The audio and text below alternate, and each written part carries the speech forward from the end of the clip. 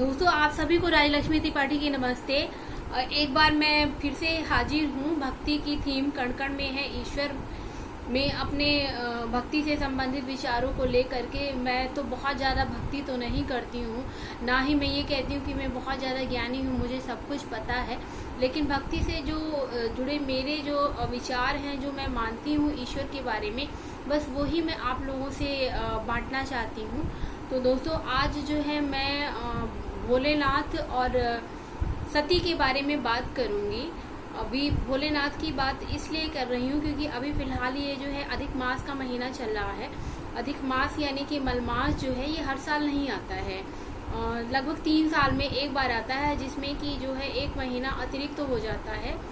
तो ये महीना जो है शिव जी को समर्पित है। इस महीने में ऐसा माना जाता है कि शिव जी जो है धरती पर आते हैं, तो बहुत ही पवित्र महीना होता है ये। और दोस्तों, एक बात मैं आपको बताऊं कि मैं जो है शिव जी को बहुत मानती हूँ। शिव जी की अगर कह लीजिए कि मैं परम भक्त हूँ, तो इसमें कोई गलत बात नहीं होगी। जब भी मेरे मुंह से निकलता है कुछ भी, कोई भी बात होती है, तो मैं मतलब हमेशा यही कहती हूँ कि हे भोलेनाथ रक्षा करना।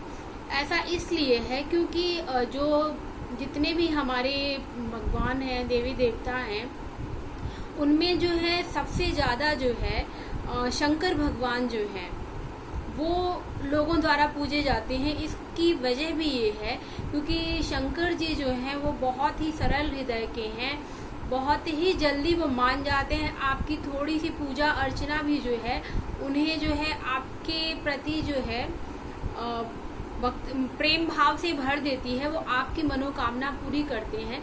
जरा सा भी आप उनकी भक्ति कर लेते हैं तो आपका जो जन्म जो है सफल हो जाता है, क्योंकि वो जो है उन्हें बहुत कठिन आराधना की जरूरत नहीं होती है। थोड़ी सी जो है भक्ति से ही जो है वो बहुत जल्दी प्रसन्न हो जाते हैं। तो शिव जी जो हैं ब्रह्मा विष्णु महेश तीनों जो आदि देव हैं हमारे, उनमें शिव जी का जो कार्य है वो धरती का जो मतलब जो भी सृष्टि का एक संतुलन को बनाए रखना है, वो सृष्टि के संतुलन को बनाए रखते हैं।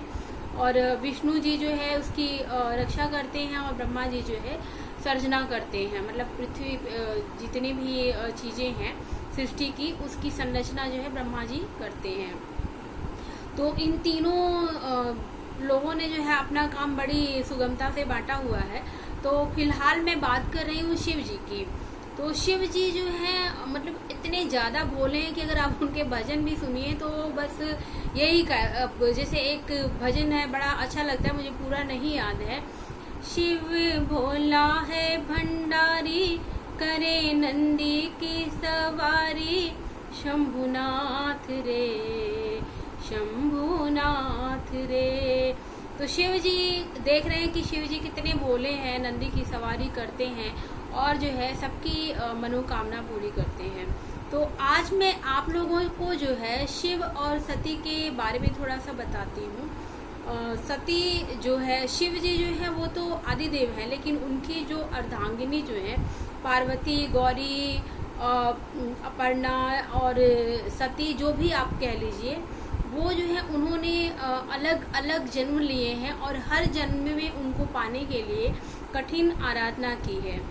तो फिर सती जो है हिमालय राज्य की पुत्री थी, और वो जो है उन्होंने भोलेनाथ को अपने पति के रूप में पाने के लिए बहुत कठिन तपस्या की थी। उसके बाद जो है उनसे प्रसन्न होकर के जो है भोलेनाथ ने उनका वरण करने का उन्हें आश्वासन दिया था।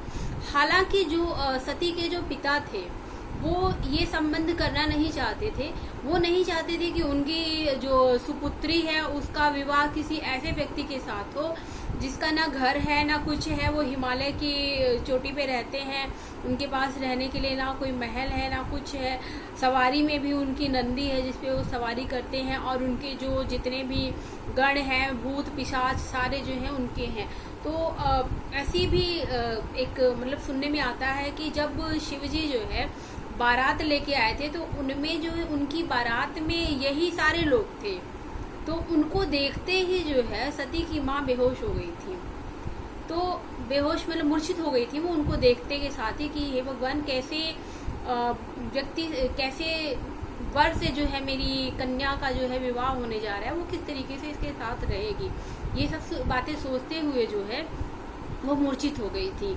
तो मैं बात कर रही हूँ कि जो है सती और शिव के बारे में बात कर रही हूँ।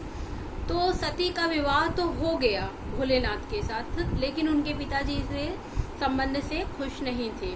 तो विवाह के बाद जो है उन्होंने क्या किया, एक आयोजन किया, मतलब एक धार्मिक आयोजन किया, सब लोगों को बुलाया, लेकिन उसमें जो है सती को और शिव भगवान को निमंत्रण नहीं दिया।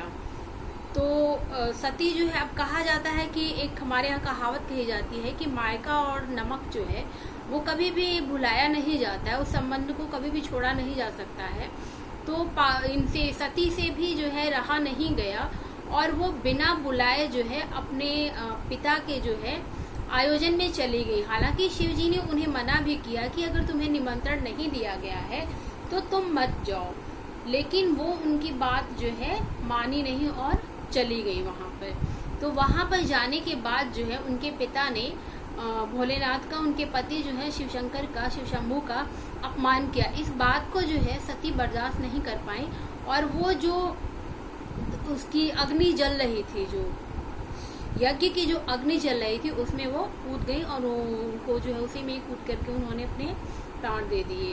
तो जब इस बात का पता शिव जी को चला तो वो जो है बहुत ज्यादा भयंकर गुस्से में आ गए, इतना ज्यादा गुस्से में आ गए कि मतलब सब धरती आसमान सब कुछ जो है कांपने लगा। और गुस्से में आ करके जो है शिव जी वैसे तो बहुत भोले हैं, लेकिन जब उन्हें गुस्सा आ जाता है तो उनका गुस्सा जो है कोई नियंत्रित नहीं कर पाता है। उनके गुस्से को नियंत्रित करने में जो है या तो फिर उनकी जो अर्धांगिनी जो है पार्वती जी जो है, या वो उनके गुस्से को नियंत्रित कर सकती हैं, या फिर स्वयं श्री नारायण भगवान विष्णु कर सकते हैं। तो जो है महादेव जो है इतने ज्यादा गुस्से में आ गए कि उन्होंने जो है वो वहां पर हिमालय राज के पास पहुंचे और जो है यज्ञ का जो भी था उनका वो उसको तो नष्ट किया ही, साथ में जो है वो इनका सती का जो शव जो है उसको अपने कंधे पर ले करके जो है तांडव नृत्य करने लगे। और जब शिव जी तांडव नृत्य करने लगे, उनको नृत्य करते करते बहुत दिन हो गए, ऐसा लगने लगा कि जो है अब ये सारा कुछ जितना भी जो है सृष्टि जो है उसको ये तहस नहस कर देंगे। तो ये सब देखते हुए जो है ब्रह्मा जी ने जो है विष्णु जी से कहा कि हे प्रभु आप कुछ करिए, किसी तरीके से जो है ये महादेव का जो है गुस्सा नियंत्रित करिए और इनका जो ये तांडव नृत्य जो है इसे बंद करवाइए, अन्यथा ये जो हमारी जो सृष्टि है वो पूरी की पूरी नष्ट हो जाएगी। तो ब्रह्मा जी की बात सुन करके जो है श्री विष्णु जी गए और उन्होंने क्या किया कि सुदर्शन चक्र से जो सुदर्शन चक्र से अपने जो है सती का जो पार्थिव शरीर था उसको जो है काट के टुकड़े टुकड़े कर दिए और उसे जो है पूरे ब्रह्मांड में जो है फैला दिया। तो जहां जहां पर इनके सती के जो है अंग गिरे, ऐसा होते ही जो है फिर जैसे ही सती का शव जो है छत विछत होकर जगह जगह गिरा, वैसे ही इनका जो है महादेव का गुस्सा शांत हो गया और उन्होंने जो है अपना तांडव नृत्य बंद कर दिया। तो ये जो सती का शव जिन जिन जगहों पर गिरा उन्हें जो है शक्तिपीठ कहा जाता है। तो उन जो हिमाचल में है वहाँ पर हिमाचल में सती के 5 शक्तिपीठ हैं, जिनमें से चिंतपूर्णी देवी, नैना देवी, ज्वाला देवी, ये सारे जो है महत्वपूर्ण हैं।